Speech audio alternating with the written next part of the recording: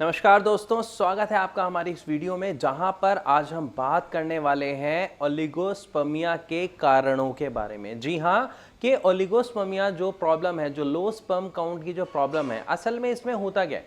जो low sperm count है मतलब आपके वीर्य के अंदर जो आपके शुक्राणु हैं उनकी मात्रा कम हो जाना, और उसके कम होने की वजह से क्या होता है, जब एक कपल अनप्रोटेक्टेड सेक्स करता है लेकिन फिर भी एक जो चाइल्ड है वो कंसीव नहीं हो पाता है। ऐसा क्यों नहीं हो पाता है? क्योंकि जो फीमेल एग होता है उसको कौन पेनिट्रेट करता है? उसको जो हमारे शुक्राणु होते हैं, जो स्पर्म के अंदर होते हैं, वो पेनिट्रेट करते हैं।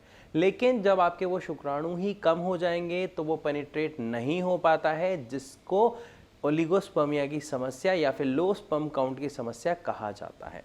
अब ये तो हुई बात कि ओलिगोस्पर्मिया समस्या क्या है, लेकिन अब मेन चीज क्या है, हम बात करने वाले हैं इसके कारणों के बारे में। लेकिन इस बारे में बात करने से पहले अगर आप जानना चाहते हैं कि ओलिगोस्पर्मिया के लक्षण क्या होते हैं या कौन से वो सिम्टम्स और साइंस होते हैं जिनसे हम पहचान सकते हैं कि हमें ओलिगोस्पर्मिया की समस्या है या नहीं, तो इस विषय पे मैंने ऑलरेडी अपनी एक लास्ट वीडियो बनाई है। मैं लिंक उसका डिस्क्रिप्शन में दे दूंगा या फिर आई बटन भी आ जाएगा, आप उस पर क्लिक करके उस वीडियो को देख सकते हैं।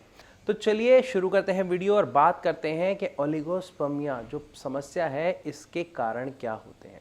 अगर मैं इसके कारणों की शुरुआत करूं तो सबसे पहली शुरुआत मैं करूंगा वेरिकोसील से। वेरिकोसील क्या है? ये एक समस्या है, ये भी एक प्रॉब्लम है, और अक्सर ऐसा देखा जाता है कि वेरिकोसील वाले जो पेशेंट्स हैं उनको ओलिगोस्पर्मिया की समस्या हो जाती है। ऐसा होता क्यों है, इसको समझिए।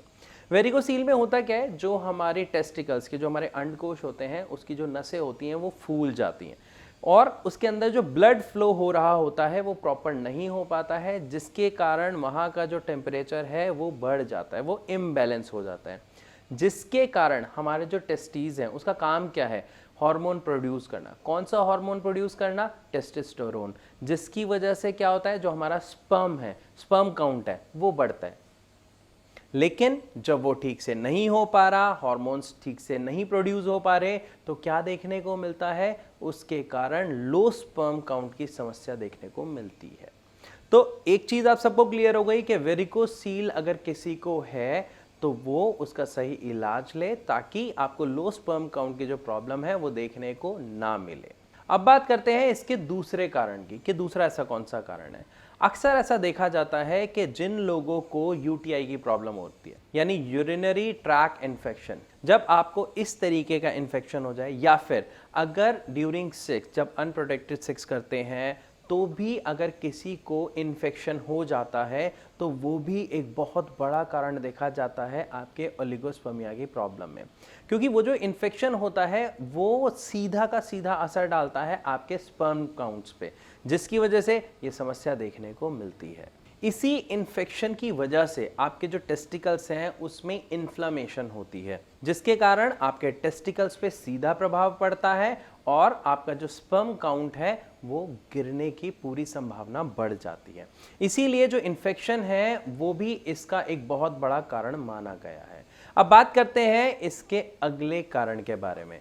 अब कई बार क्या होता है कि जो कपल्स होते हैं जब वो सेक्स ड्राइव कर रहे होते हैं तो ड्यूरिंग ऑर्गेज्म क्या होता है, जो हमारा स्पर्म होता है, जो आपका वीर्य होता है, वो बाहर नहीं आ पाता, वो आपके यूरिनरी ट्रैक में जाकर ब्लैडर में चले जाता है, जिसकी वजह से हमारा जो स्पर्म काउंट है उस पर बहुत इफेक्ट पड़ता है।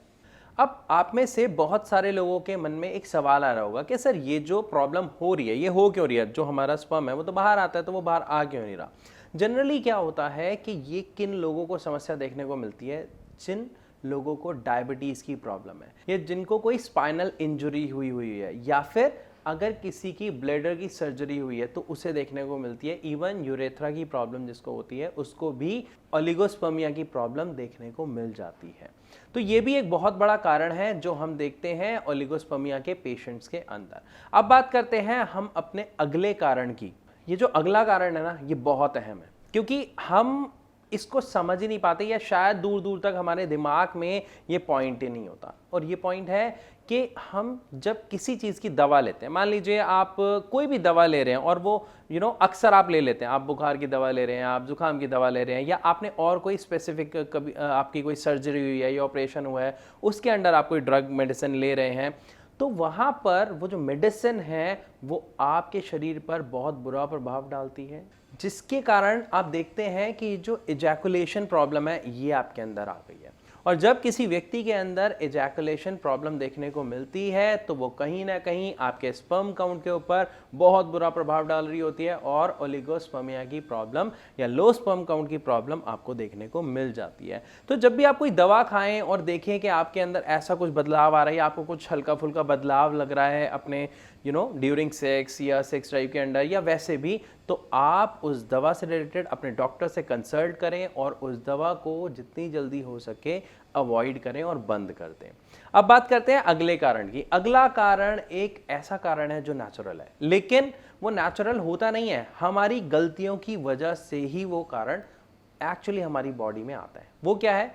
Hormonal imbalance. मतलब जब हमारी किसी ना किसी गलत आदत की वजह से, अब वो गलत आदत क्या है? गलत खान पान हो सकता है, या एक्सेस अमाउंट ऑफ एल्कोहल, मतलब बहुत ज़्यादा ड्रिंकिंग की वजह से हो सकता है, जो लोग स्मोक करते हैं बहुत ज़्यादा स्मोकिंग की वजह से हो सकता है, इवन जो लोग टोबैको को च्यू करते हैं, तंबाकू वगैरह खाते हैं, उनको भी लो स्पर्म काउंट की प्रॉब्लम देखने को मिलती है। क्योंकि असल में ये करते क्या है, जैसे ही कोई व्यक्ति बहुत ज़्यादा अल्कोहल कंज्यूम कर रहा है या बहुत ज़्यादा स्मोक कर रहा है, तो ये आपके जो सेल्स हैं उनको हाइपर एक्टिवेट कर देता है, जिसकी वजह से जो आपकी हार्मोनल साइकिल है, जो आपके हार्मोन्स हैं, वो इम्बैलेंस हो जाते हैं और आपका जो स्पर्म काउंट है उस पर बहुत ही ज़्यादा प्रभाव पड़ता है। और आपके जो हार्मोन्स जो स्पर्म क्रिएट करते हैं, जब वो इम्बैलेंस हो गए तो आपका जो स्पर्म प्रोडक्शन है उसके ऊपर इफेक्ट पड़ेगा, और जहां उसके ऊपर इफेक्ट पड़ा तो एनी हाउ आपको ओलिगोस्पर्मिया की समस्या का सामना